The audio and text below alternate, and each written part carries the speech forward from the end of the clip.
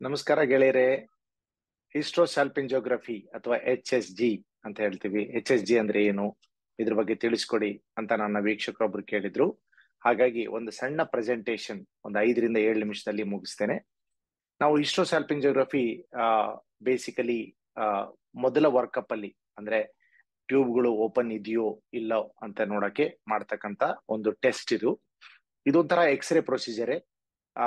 ಡೈನ uterus ಒಳಗಡೆ ಹಾಕಿ ಅಥವಾ ಗರ್ಭಾಶಯದ ಒಳಗಡೆ ಹಾಕಿ ಗರ್ಭಾಶಯದ ಒಳಭಾಗ ಮತ್ತು ಫೆಲೋಪಿಯನ್ ಟ್ಯೂಬ್ಸ್ ಅಥವಾ ಅಂಡನಾಳಗಳು ಹೇಗಿದೆ ಅಂತ ನೋಡಕ್ಕೆ ನಾವು ಇದನ್ನ ಟೆಸ್ಟ್ ನ ಸಾಮಾನ್ಯವಾಗಿ ಬಳಸ್ತೇವೆ. ಏನಕ್ಕೆ ಮಾಡ್ತೀವಿ ಅಂದ್ರೆ, ನಾವು ಈ ಡೈ ಹಾಕಿದಾಗ ಯೂಟ್ರಸ್ ನ ಒಳಭಾಗದಲ್ಲಿ ಮತ್ತು ಅಂಡಾಣುಗಳು ಓಪನ್ ಇದ್ರೆ ಅಂಡನಾಳಗಳಲ್ಲಿ ಎರಡೂ ಪಕ್ಕದಲ್ಲಿ ಹರಿತದೆ. ಆ ಡೈ ಎಕ್ಸ್ರೇ ತೆಗೆದಾಗ ಅದು ರೇಡಿಯೋ ಒಪೆಕ್ ಡೈ, ಅದೊಂದು ಸ್ಪೆಷಲ್ ಡೈ ಇರ್ತದೆ. ಸೊ ಆವಾಗ ಎಕ್ಸ್ರೇದಲ್ಲಿ ಒಂದು ಶ್ಯಾಡೋ ಬೀಳ್ತದೆ, ಅದನ್ನ ನಾವು ಕ್ಯಾಪ್ಚರ್ ಮಾಡಿ ಸೊ ಯೂಟ್ರಸ್ ನ ಒಳಭಾಗ ಶೇಪ್ ಹೇಗಿದೆ ಮತ್ತು ಟ್ಯೂಬ್ಸ್ ಹೇಗಿದೆ, ಓಪನ್ ಇದೆಯೋ ಇಲ್ಲ ಅನ್ನೋದನ್ನ ನಾವು ಇದರಿಂದ ಗೊತ್ತಾಗ್ತದೆ. ಸೊ ಇದು ಅನಸ್ತೀಶಿಯಾ ಇಲ್ಲದೆ ಮಾಡ್ತಕ್ಕಂಥ ಪ್ರೊಸೀಜರು. OPD ಪ್ರೊಸೀಜರ್ ಅಂತ ಹೇಳ್ತೇವೆ. ಬೆಳಿಗ್ಗೆ ತಾವು ಬ್ರೇಕ್ಫಾಸ್ಟ್ ಎಲ್ಲ ಮಾಡಿ ಬರ್ಬೋದು. ಕೆಲವೊಮ್ಮೆ ನಾವು ಟ್ಯಾಬ್ಲೆಟ್ಗಳು ಅಥವಾ ಆಂಟಿಬಯೋಟಿಕ್ಸ್ಗಳನ್ನ ಕೆಲವೊಂದ್ಸಲ ನಾವು ಕೊಡ್ತೀವಿ. ಅಂದ್ರೆ ಪ್ರೊಸೀಜರ್ ಮಾಡೋಕೆ 1 ತಾಸು ಮೊದಲು ನಾವು ಈ ಟ್ಯಾಬ್ಲೆಟ್ಗಳನ್ನ ಕೊಡ್ತೀವಿ. ಯಾಕಂದ್ರೆ ಡೈ ಇಂಜೆಕ್ಟ್ ಮಾಡ್ಬೇಕಾದ್ರೆ ಒಂದೊಂದ್ಸರಿ ಕ್ರಾಂಪ್ಸ್ ಬರ್ತದೆ, ಅಂದ್ರೆ ಒಂಥರ ಹೊಟ್ಟೆ ನೋವು, ಹೊಟ್ಟೆ ಇಸಿದಂಗೆ ಆಗ್ತದಲ್ಲ, ಅದನ್ನ ಕಡಿಮೆ ಮಾಡಕ್ಕೆ ನಾವು ಈ ಟ್ಯಾಬ್ಲೆಟ್ಗಳನ್ನ ಕೊಡ್ತೀವಿ.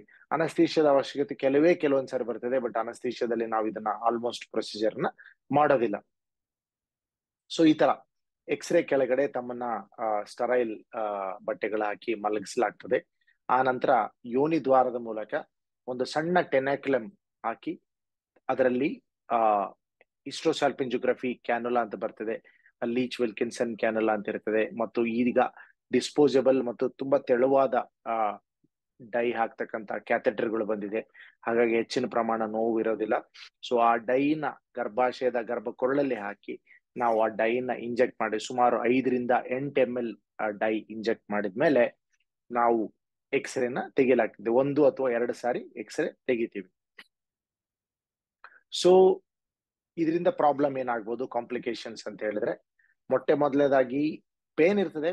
ಪೇನ್ ಯೂಶಲಿ ಒಂದು 10 ರಿಂದ 15 ನಿಮಿಷದಲ್ಲಿ ಕಡಿಮೆ ಆಗ್ಬಿಡ್ತದೆ. ಕಡಿಮೆ ಆಗದಿದ್ರೆ ಯೂಶಲಿ ಮತ್ತೊಂದು ಅನಾಲ್ಜಿಸಿಯಾ ಮಾತ್ರೆ ತಗೊಂಡ್ರೆ ಹೆಚ್ಚು ಕಡಿಮೆನೆ ಆಗೋಗ್ತದೆ. ಕೆಲವೊಮ್ಮೆ ನಾವು ಅಂದ್ರೆ HSG ಮಾಡಬೇಕಾದ್ರೆ ಈಗ ಆಲ್ರೆಡಿ ಗರ್ಭಾಶಯದಲ್ಲಿ ಇನ್ಫೆಕ್ಷನ್ ಇದ್ದಿದ್ರೆ ಅದು ಫ್ಲೇರ್ ಅಪ್ ಅಂದ್ರೆ ಜಾಸ್ತಿ ಆಗೋ ಸಾಧ್ಯತೆ ಇರ್ತದೆ. ಮತ್ತು ಸ್ಟರೈಲ್ ಕಂಡೀಷನ್ ಗಳನ್ನ ನಾವು ಮೇಂಟೈನ್ ಮಾಡದಿದ್ರೆ ಅಯೋಟ್ರೋಜೆನಿಕ್ ಇನ್ಫೆಕ್ಷನ್ ಅಂತೀವಿ, ಅಂದ್ರೆ ಹೊರಗಡೆಯಿಂದ ಇನ್ಫೆಕ್ಷನ್ ನಾವು ಗರ್ಭಾಶಯದಲ್ಲಿ ಟ್ರಾನ್ಸ್ಫರ್ ಮಾಡೋ ಸಾಧ್ಯತೆ ಇರ್ತದೆ. ಸ್ವಲ್ಪ ಮಟ್ಟಿಗೆ ಬ್ಲೀಡಿಂಗ್ ಆಗೋ ಸಾಧ್ಯತೆ ಇರ್ತದೆ, ಕೇವಲ 1 ಅಥವಾ 2 ಹನಿ ಕೆಲವೊಮ್ಮೆ, ಅದು ಕೂಡ. ಮತ್ತೆ ಕೆಲವೊಮ್ಮೆ ಮಾತ್ರ ಸ್ಪೆಷಲಿ ಇನ್ಫ್ಲಮೇಷನ್ ಮತ್ತು ಇನ್ಫೆಕ್ಷನ್ ಇದ್ದ ಸಮಯದಲ್ಲಿ ಅಥವಾ ಏನಾದ್ರೂ ಪಾಲಿಪ್ಗಳಿದ್ರೆ ಸ್ವಲ್ಪ ಹೆಚ್ಚಿನ ಪ್ರಮಾಣದಲ್ಲಿ ಬ್ಲೀಡಿಂಗ್ ಆಗೋ ಸಾಧ್ಯತೆ ಇರ್ತದೆ. ಮತ್ತು ಕೆಲವರಿಗೆ ಈ ನಾವು ಇಂಜೆಕ್ಟ್ ಮಾಡ್ತಕ್ಕಂಥ ಡೈ ಇದೆಯಲ್ಲ, ರೇಡಿಯೋ ಒಪೆಕ್ ಡೈ ಅಂತ ಹೇಳ್ತೀವಿ, ಅದಕ್ಕೆ ಅಲರ್ಜಿ ರಿಯಾಕ್ಷನ್ ಆಗೋ ಸಾಧ್ಯತೆ ಇರ್ತದೆ. ಹಾಗಾಗಿ ಈ ಹಿಸ್ಟೋಸಾಲ್ಪಿಂಜೋಗ್ರಫಿ ಟೆಸ್ಟ್ ನ ಟ್ರೈನ್ಡ್ ಡಾಕ್ಟರ್ ಅಥವಾ ಟ್ರೈನ್ಡ್ ರೇಡಿಯಾಲಜಿಸ್ಟ್ ಆಗ್ಲಿ, ಟ್ರೈನ್ಡ್ ಗೈನಕಾಲಜಿಸ್ಟ್ ಆಗ್ಲಿ ಒಂದು ಆಸ್ಪತ್ರೆ ಸೆಟ್ಟಿಂಗ್ ಅಲ್ಲೇ ಮಾಡೋದು ಒಳ್ಳೇದು. ಯಾಕಂದ್ರೆ ಅಪ್ಪಿತಪ್ಪಿ ಅಲರ್ಜಿಕ್ ರಿಯಾಕ್ಷನ್ ಆದ್ರೆ ಅದನ್ನ ಮ್ಯಾನೇಜ್ ಮಾಡ್ತಕ್ಕಂತ ಫೆಸಿಲಿಟಿ ನಮ್ಗೆ ಇರ್ಬೇಕಾಗ್ತದೆ. ಸೊ ಒಂದು HSG ತೆಗೆದಾಗ ಈ ತರ ಕಾಣಿಸ್ತದೆ. ಸೊ ತಾವಿಲ್ಲಿ ನೋಡ್ಬೋದು, ಮಧ್ಯಭಾಗದ ತ್ರಿಕೋನಾಕಾರದಲ್ಲಿ ಏನ್ ಕಾಣಿಸ್ತಲ್ಲ ಅದು ಗರ್ಭಾಶಯ.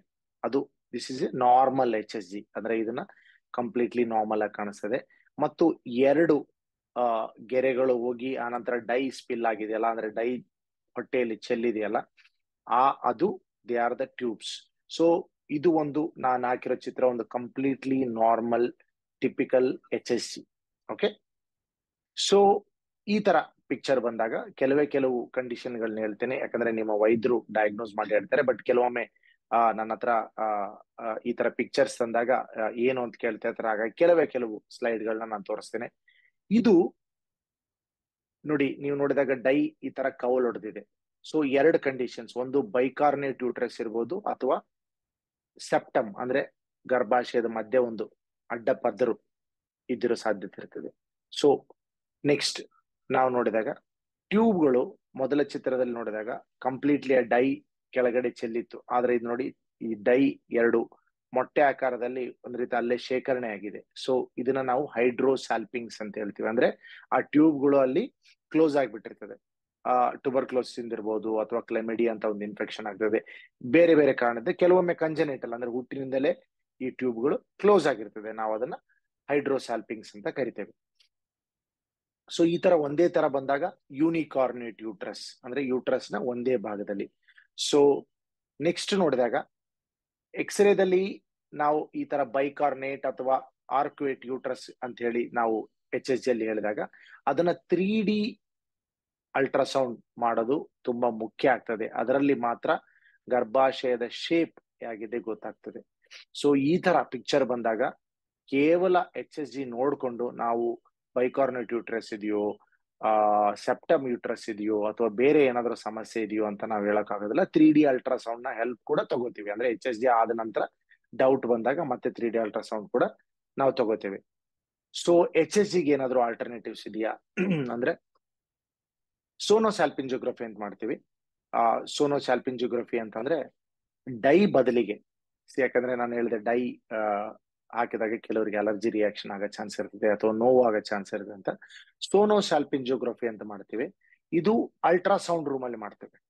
ಸೊ ನಾವು ಡೈ ಬದಲಿಗೆ ಗರ್ಭಾಶಯದಲ್ಲಿ ಸಲೈನ್ ಹಾಕ್ತಿವಿ. ಅಂದ್ರೆ ನಾರ್ಮಲ್ ಸಲೈನ್ ಅಂತ ಹೇಳ್ತೀವಲ್ಲ, ನಾರ್ಮಲ್ ಸಲೈನ್ ಹಾಕಿ ಸೈಮಲ್ಟೇನಿಯಸ್ಲಿ ಲೈವ್ ಅಲ್ಟ್ರಾಸೌಂಡ್ ಮಾಡ್ತೀವಿ. ಅಂದ್ರೆ ಹಾಕಿದ ಇಮಿಡಿಯೇಟ್ಲಿನೇ ನಾವು ಅಲ್ಟ್ರಾಸೌಂಡ್ ಮಾಡ್ತೇವೆ. ಸೊ ಇದರಲ್ಲಿ ಯೂಟ್ರಸ್ ನ ಶೇಪ್ಗಳು ಅರ್ಥ ಆಗ್ತದೆ. ಆ ನಂತರ ಪಾಲಿಪ್ಗಳು ಏನಾದ್ರೂ ಇದ್ರೆ ಗೊತ್ತಾಗ್ತದೆ. ಮತ್ತು ಸಲೈನ್ ಟ್ಯೂಬ್ಗಳಲ್ಲಿ ಹೋಗ್ತಾ ಇದೆಯೋ ಇಲ್ಲೋ ಅದು ಕೂಡ ಗೊತ್ತಾಗ್ತದೆ.